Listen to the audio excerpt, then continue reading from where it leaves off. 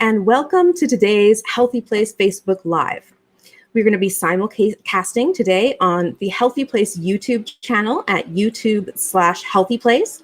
And the topic of today's show is living and loving someone with a mental illness. And I know that's going to touch many people. Now, before we start our chat, we are looking for your questions and comments. So type them into the chat box and I will get to them shortly. Our first guest today is Abby Downing.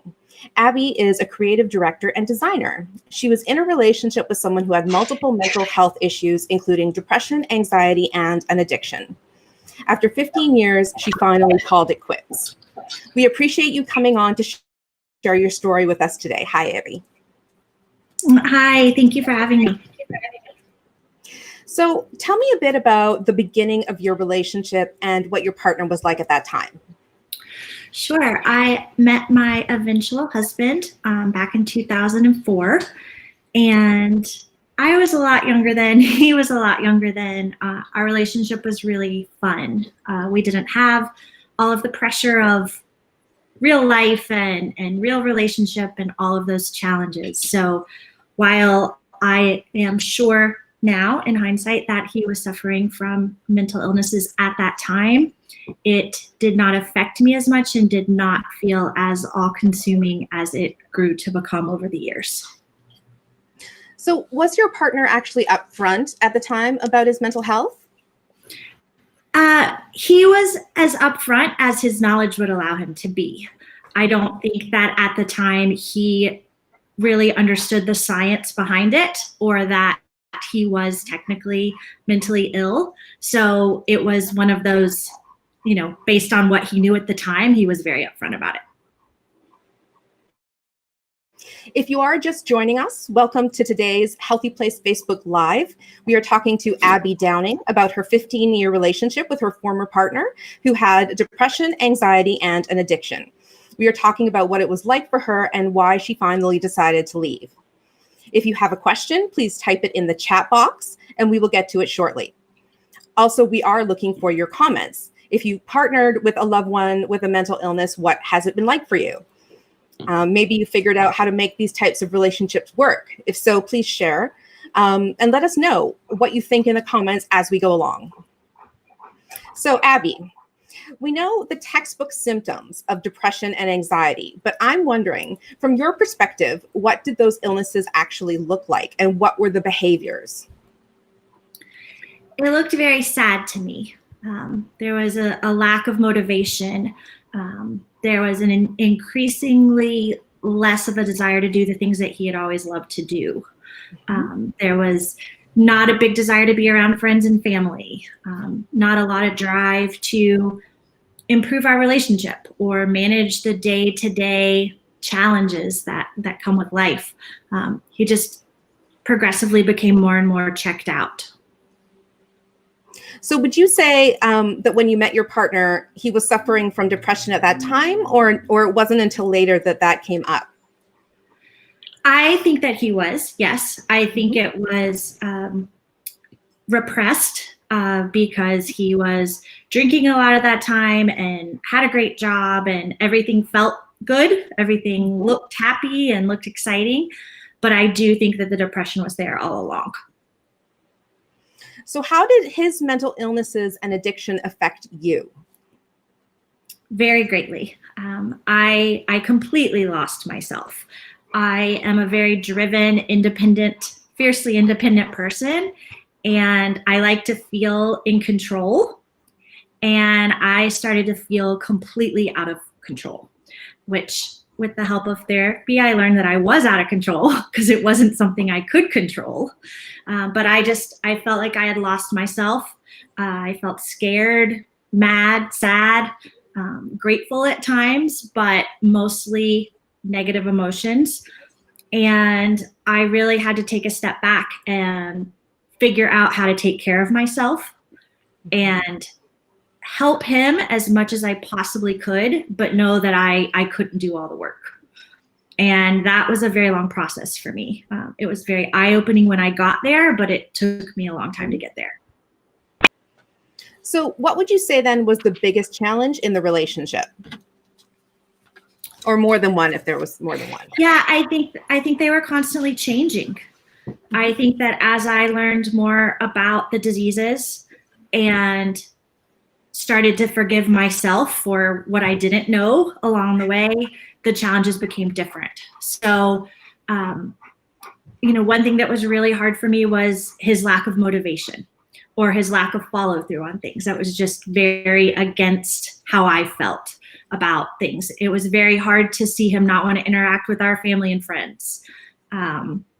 I think that trust became an issue because he didn't want to upset me, so he wouldn't always tell me everything. And I think really the hardest part for me personally was learning to let go of the very false idea I had that I was in control of it, and let him make his decisions and start to set boundaries and start to take the pressure off myself, because it wasn't my fault and it wasn't my doing. And that was my biggest challenge. I'm very, very empathetic. All I wanted to do was fix. I just wanted to fix it. I just wanted to save him. And eventually I've just learned that that was not possible.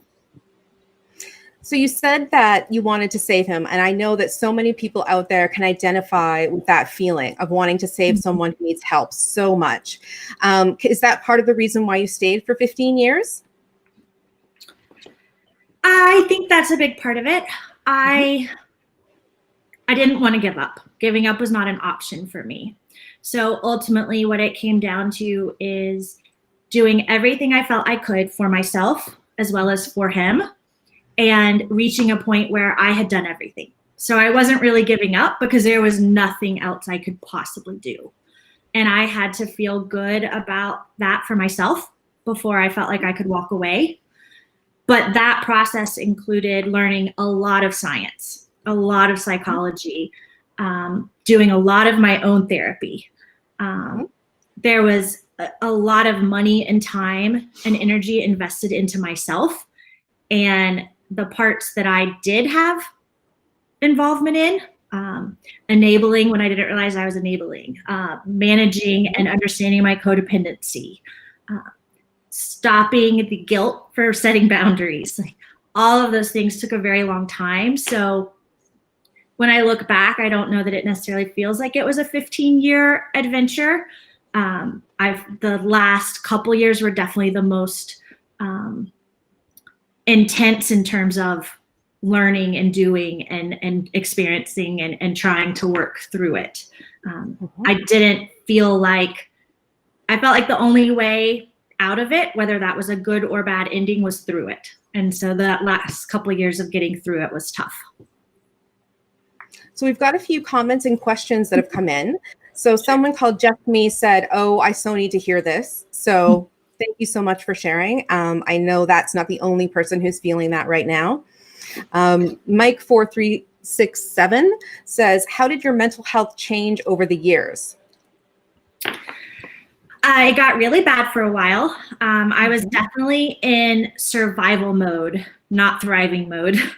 And that was really hard for my friends and family to watch happen. But I would say, as hard as the last few years of that relationship were, which he is still in my life, and he is a good man, I'd like to say, and we are in communication, but as hard as those years were, I was growing so much. And sometimes the growing pains were as painful as the pains of living and loving someone with a mental illness. So I really had to stretch myself, stretch my brain, stretch my heart to learn these things, take credit for the things I was responsible for, and also let go of control, let go of my guilt for feeling all these emotions. Understand that I wasn't wrong to feel them. I wasn't wrong to be sad, happy, upset, relieved, whatever the emotion that hour was. So it was a roller coaster. I mean, that word gets thrown around a lot, but it was truly a roller coaster. So my realm from YouTube would like to say, "Wow, this is synchronicity. Much needed to hear." So another one saying, "Thank you so much."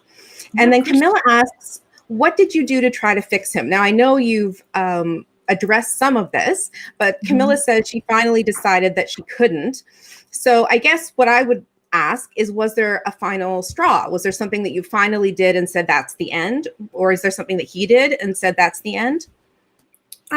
It was a progression. So the final, I don't know, I want to call it a final straw. It wasn't a dramatic end point. But we had tried therapy, individual therapy for him, couples therapy. We had tried outpatient treatment. We had tried inpatient treatment. He had gone away for a couple months eventually. And when he came back home, I knew that when he went away to treatment for whatever it was, 6 or 8 weeks, I knew that was it for me. Like I was very, very sure that I wanted that to happen, and he was willing to go.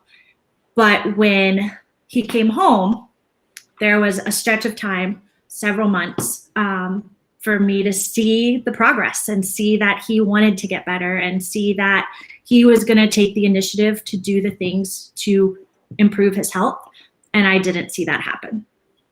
And I couldn't do it anymore. I got to the point where I couldn't watch him self-destruct.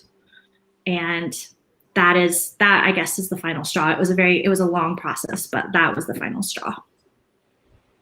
So we know that we have people watching today who are in that situation. They're in a relationship right now with someone with a mental illness, and maybe they're struggling.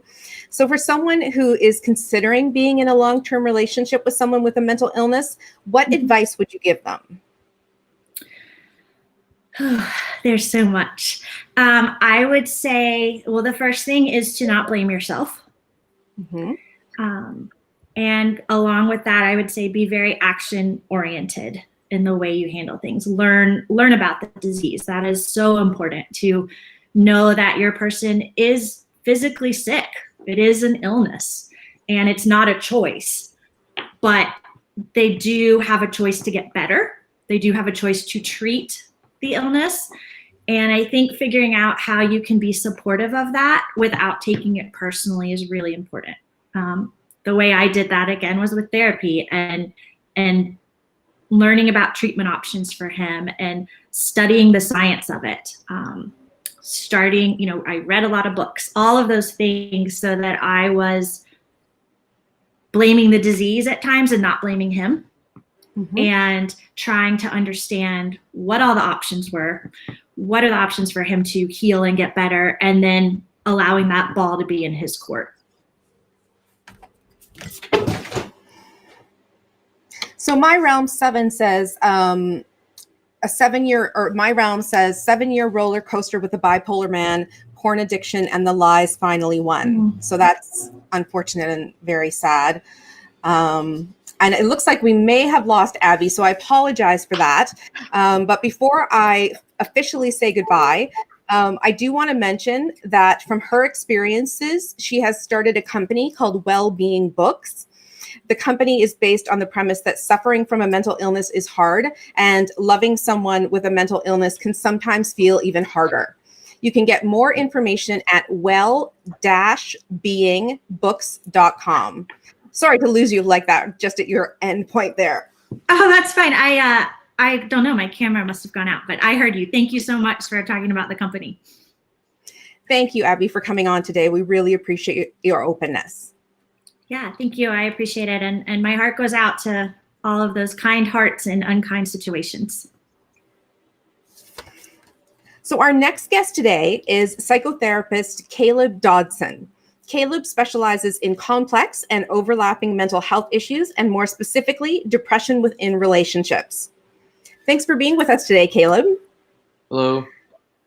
So you heard Abby discussing her situation and describing her relationship as really trying and even life-draining at times.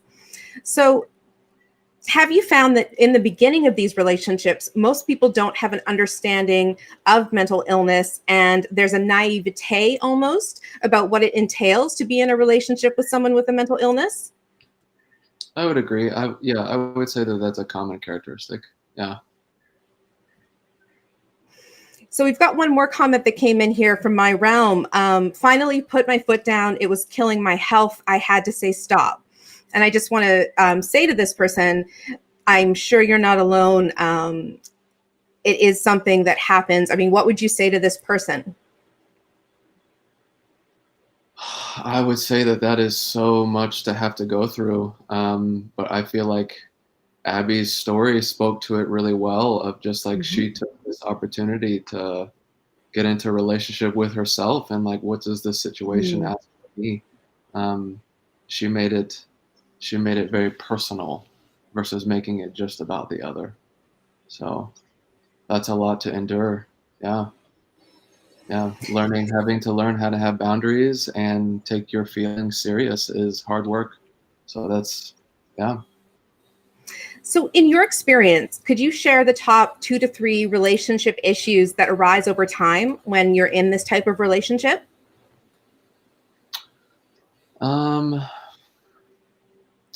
I would say number one by far is not really understanding your partner. I find that to be the number one skill that is needed to get through times like this. With a lot of people that I've had come to me who have had depressed partners, I have a hard time really getting a sense if they have an idea what their partner is really going through. Because the thing is that when we have an idea of what's really going on with someone, in a way it's outside of us and it's not as threatening, and we're able to be much more kind and understanding. And in the instance of depression, like, there's really nothing that you can do other than be very kind and just open. Helping depression looks like being next to someone on the sofa and just letting them be. There's a sense of, I've always heard it said, and I feel like it's true, that in depression the person is waging a silent war against themselves. Yeah. Yeah, that's probably number one. I would say number two is probably navigating the loss together. I mean, there's such a sense of grief. I mean, that was a feature of Abby's story of, people don't just come together and get married. I mean, the nature of relationship is projection, where we have an idea of the other that maybe they're not. But nonetheless, there was something that you liked about that person. And it was long enough to date for any given amount of time and choose to get married. That's rarely a flippant decision. And the grief that goes on there of just like, my relationship is falling apart. This is someone that I once loved, who can't get out of bed or is having such a hard time moving. It gives me goosebumps just thinking about it. So there's a sense of, so not only is it empathy, but it's also just allowing your feelings. Right. They say that in relationships, the best love happens after the biggest fights. So you got to have both. So I think a huge thing with people nowadays is, can I allow my emotional experience? Because it's in our emotions that we not only find connection to the outside world, but we also find our connection with ourself, that deepest part of us. And then number three, that's a tough one because I feel like the first two are so meta and big. That's okay, because I actually have another, Sure. a user has actually written in a question, a viewer. And Elisa says, how do I set a boundary? I think you've said that boundaries are really important. So she says, how do I set a boundary? I know he's ill and it doesn't seem fair to do that. Mm-hmm. Yeah, so this is a big one. There are yes boundaries and there are no boundaries. No boundaries would be like, no. It's like there's a wall between you and the other person, and you're choosing to almost not relate to that person. But in a yes boundary, we still create a connection. We still have a connection with them, but we're also valuing ourselves. So think about a vase on a mantelpiece. It's there for a reason. You enjoy it. It's out of the way of the dog's tail or the child's grasp. You value that vase. So the thing is that in order to have a boundary, there has to be something to value and protect. So again, going back to people's feelings with themselves, like, do I value myself enough to set a boundary? Khalil Gibran, in one of his most beautiful poems, says, a marriage or a relationship is like two pillars. They're separate. It takes two eyes to make a we. I am not you. That would be enmeshment, which is its own issue. Yeah. So does that make sense? Like so I think experientially having boundaries can be so painful because it feels like we're devaluing the other person. We're not having a relationship with them. But at the same time, you're saying, I still really care for you. And this is really hard for me to see you going through this. And in doing so, you let the person hold themselves, which for a depressed person, knowing that I, the other, am here for you, while also separate from you, it gives you the chance to feel the full weight of your experience, of your depression, but then also feel the support of the other. Yeah. So George actually asks, what do you do when the libido disappears? That's a tough one. I've worked with with a little bit of loss of sex drive. I think it happens in every single relationship. And, that is not something that I specialize in, but I think a very tandem theme, a parallel theme is aliveness, and typically when the sex has dried up, it's like, what's really happening? What is not being allowed to be alive? Sexual, emotional connection, sexual chemistry is a real thing. But if you lost it, well, that means that it was once there. Mm-hmm. And depression is really just like a dam, like you could look up the definition of depression in the DSM and get some good ideas.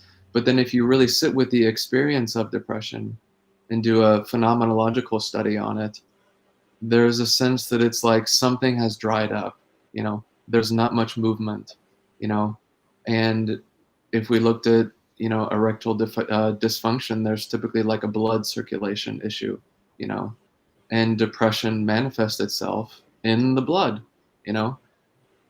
blood was meant to move. Life was meant to move, to live, to flow, So I would say that look at what's maybe what you're not allowing, not paying attention to. Where's the anger? Where's the grief? Yeah.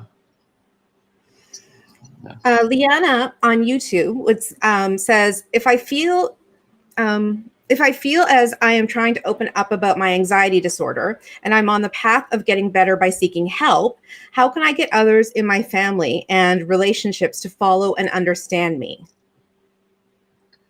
That's a tough one because we can't make people understand. Let's look at politics right now, for instance. But yeah, I think the best thing that we can do, which is very similar to having boundaries, is own our experience fully as fully our own, and invite others, and also make a request of just like, I really need support with this. This is the thing that I need from you. And even if there's a little bit of understanding, that's still something to go off of. But the sad thing is that we cannot force people to do anything, and that's actually not love. Yeah. So we have people in the audience today who are watching and struggling. Clearly, we've heard from some of them. If they definitely relate to Abby's story. So how do you know when it's time to end a relationship? That's the big question. That's a tough one.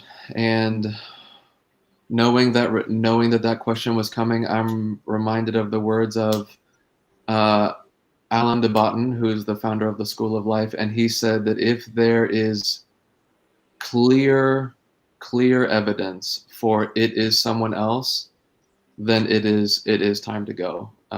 If there is emotional, any form of abuse, that should be raising some significant red flags that should heavily be considered. But I think, I think in an ideal world, the best relationship is characterized by being able to be with the other. I can be in the room with you. There's a sense of respect, which is, like, I value you, you are important to me. There's a sense of, I can turn towards you and understand and also feel, empathize with you, be here with you. And it's also just a sense of, are we going in the same direction? Is our horizon, or what are our goals? Are they in the same thing? And, if Gottman says that, we as a relationship are gonna disagree with 70% of the things that we believe, then that's pretty high for a pretty happy marriage. So it's, I don't have a great answer for that, other than, with every struggle is an invitation and an opportunity to grow personally. But at the same time, with what some people are facing, that can be a lot for one person to endure, as Abby was. But then also, that's asking a lot of the partner with mental illness. And is that loving to expect that of them, to go through that? That's a tough one. That's a tough one to ask.